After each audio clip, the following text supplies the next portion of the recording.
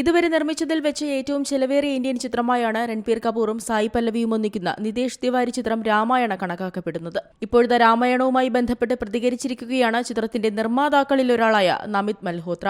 Oppenheimer, forest Gump എന്നീ ചിത്രങ്ങൾ പോലെ രാമായണവും ആഗോള ശ്രദ്ധ നേടുമെന്നാണ് നമിത് പറയുന്നത്. ഇതിനു മുൻപ് ഓം റൌട്ടിന്റെ ആദിപുരുഷിലായിരുന്നു ബിഗ് സ്ക്രീനിൽ രാമായണ കഥയെത്തിയത്. പ്രഭാസ്, കൃതി സനോൻ, സെയ്ഫ് അലി ഖാൻ എന്നിവരാണ് ചിത്രത്തിലെ പ്രധാന കഥാപാത്രങ്ങളെ അവതരിപ്പിച്ചത്. എന്നാൽ സിനിമയ്ക്ക് വേണ്ട രീതിയിൽ വിജയം നേടാൻ സാധിച്ചിരുന്നില്ല. അതുകൊണ്ട് തന്നെ നിതേഷ് തിവാരിയുടെ രാമായണം ശ്രദ്ധയോടെ കൈകാര്യം ചെയ്യേണ്ടതുണ്ടെന്നും നമിത് പറയുന്നു. കഥ ശരിയായി പറയേണ്ടതുണ്ടെന്നും ഇന്ത്യൻ സ്റ്റോറി ടെല്ലിങ്ങിനെ ആഗോളതലത്തിൽ എത്തിക്കാനാണ് രാമായണത്തിലൂടെയുള്ള ശ്രമമെന്നും നമിത് പറയുന്നു. ഇന്ത്യയെ അഭിമാനത്തിലെത്തിക്കുക മാത്രമല്ല, ഇന്ത്യൻ സ്റ്റോറി ടെല്ലിങ്ങിനെ ഉത്തേജിപ്പിക്കുകയും ആഗോള സിനിമ ആഘോഷിക്കുകയും ചെയ്യണമെന്നാണ് ആഗ്രഹമെന്നും നമിത് കൂട്ടിച്ചേർത്തു. 2 ഭാഗങ്ങളായി പുറത്തിറങ്ങുന്ന ചിത്രത്തിന്റെ ആദ്യ ഭാഗം 2026 പുറത്തിറങ്ങുക. ദീപാവലി റിലീസായാവും ചിത്രം എത്തുക. രണ്ടാം ഭാഗം 2027 ദീപാവലി റിലീസായും എത്തും. ചിത്രത്തിൽ സായി പല്ലവി സീതയായി എത്തുമ്പോൾ രാമനായി അഭിനയിക്കുന്നത് രൺബീർ കപൂറാണ്. തെന്നിന്ത്യൻ സൂപ്പർ താരം യശാണ് രാവണനായി എത്തുക. സണ്ണി ഡിയോളാണ് ചിത്രത്തിൽ ഹനുമാനെ അവതരിപ്പിക്കുന്നതെന്നാണ് റിപ്പോർട്ടുകൾ. Entertainment desk, Zee Malayalam news.